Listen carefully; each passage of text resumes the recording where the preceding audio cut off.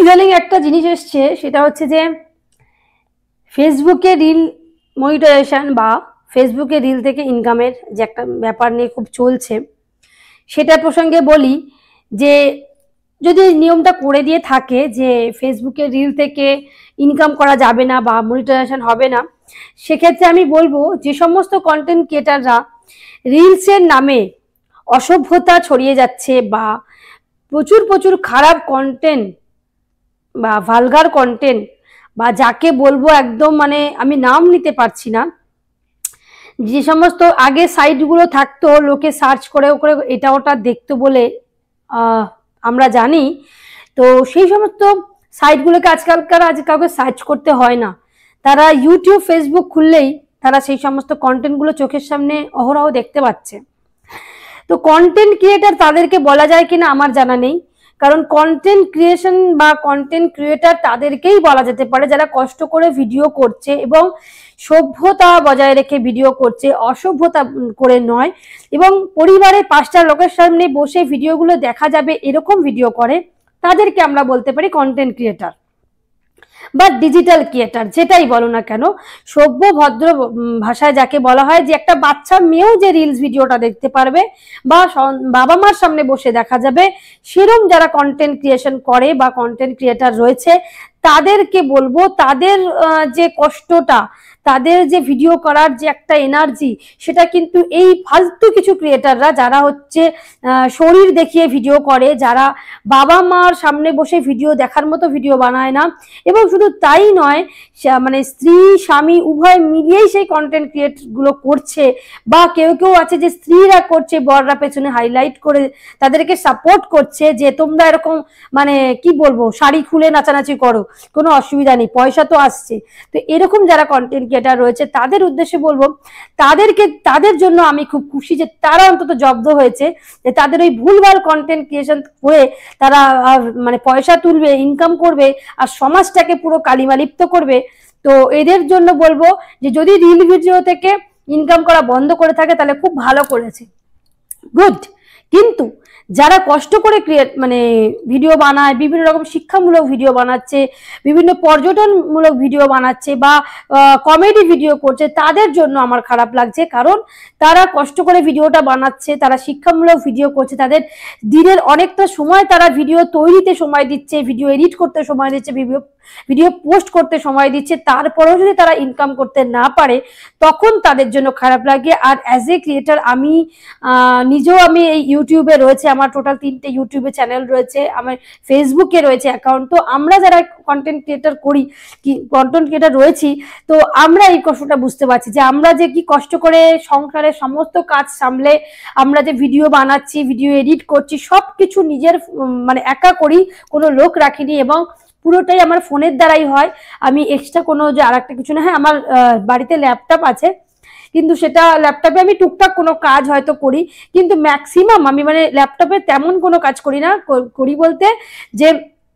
আমার ফোনে যখন প্রচুর ভিডিও হয়ে যায়, ভর্তি হয়ে যায়, তখন আমি আমার ল্যাপটপে কিছু ট্রান্সফার করে আমি ফোনটাকে খালি করি, তারপরে ওই ভিডিওগুলো আমি আস্তে আস্তে পোস্ট করি। কিন্তু বাকি যেগুলো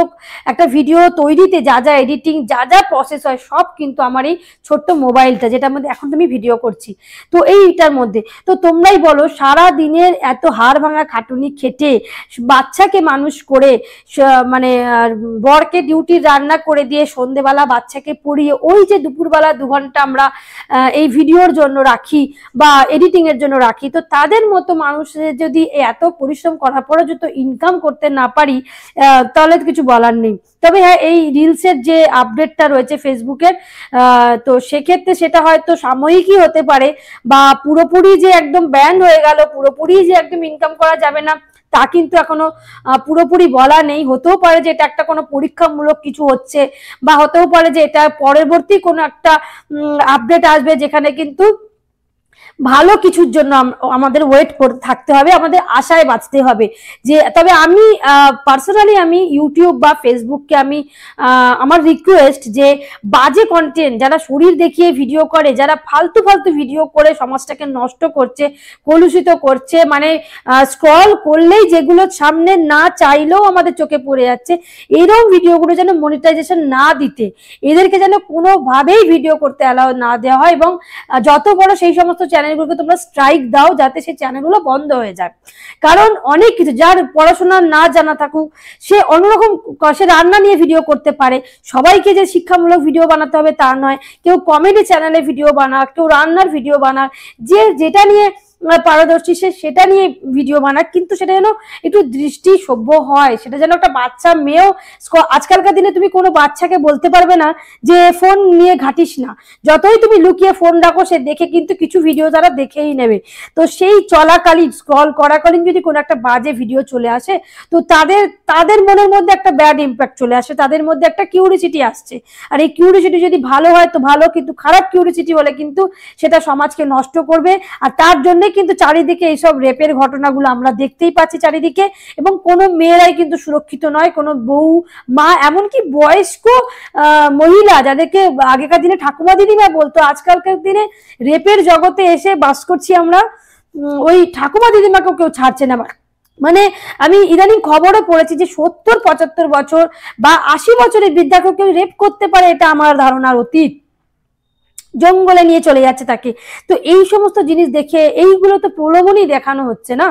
ফেসবুক বা ইউটিউব যদি মনিটাইজেশন দিতেই হয় ভালো কন্টেন্ট ক্রিয়েটারদের দিক না, যারা কষ্ট করছে, যারা লং ভিডিও বানাচ্ছে বা শর্ট ভিডিও যদি বানায় গান দিয়ে, এই যে আমি যে ভিডিওগুলো বানাই আমার ম্যাক্সিমাম যেটা থাকে, আমি যে এখন যেরকম কথা বলছি এরকম আমার অরিজিনাল কন্টেন্ট আমি বানাচ্ছি, এবং আরো যেটা হচ্ছে আমি গান দিয়ে ভিডিও করি, মানে একটা আলকা ইয়াগনিকের গান হচ্ছে, কিংবা কি বলবো আশা ভোসলের গান, যে যাই হোক গান হচ্ছে, সেই গানটার লিপ মেলাচ্ছি আমি, তো এই ভিডিওগুলো লোকে দেখতে ভালো লাগবে। কিন্তু অন্যরা যারা যেটা করছে, মানে বাজে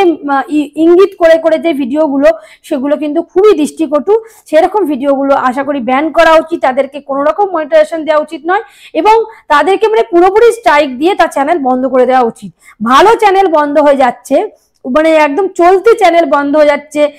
মানে কি বলবো ফেক ভাবে বন্ধ হয়ে যাচ্ছে, আর ভালো গুলো বন্ধ হয়ে যাচ্ছে, খারাপ গুলো এর ইনকাম করে যাবে, এটা নেওয়া যায়? তোমরাই বলো বন্ধুরা। যাই হোক, আর ভিডিও ভালো লাগলে আমার লাইক শেয়ার কমেন্ট করো, আর অবশ্যই তোমরা আশায় বাঁচো, তোমরা এখনই মানে আশা ছেড়ে দিও না। যে যারা ভালো কন্টেন্ট ক্রিয়েটার উদ্দেশ্যে বলছি, যে ভিডিও করছো তোমাদের মন খারাপ হয়ে যাচ্ছে যে তোমরা পয়সা ইনকাম করতে পারছো না, তোমরা ওয়েট করো, দেখো নতুন কোনো আপডেট আসে কিনা, আশা করি ভালো কিছুই হবে। আর যারা খারাপ ভিডিও বানাও তারাও যদি আমার ভিডিও দেখে থাকো, তাদের জন্য আমি আমার কাছ থেকে নমস্কার জানাচ্ছি, তাদের আত্মার শান্তি কামনা করি।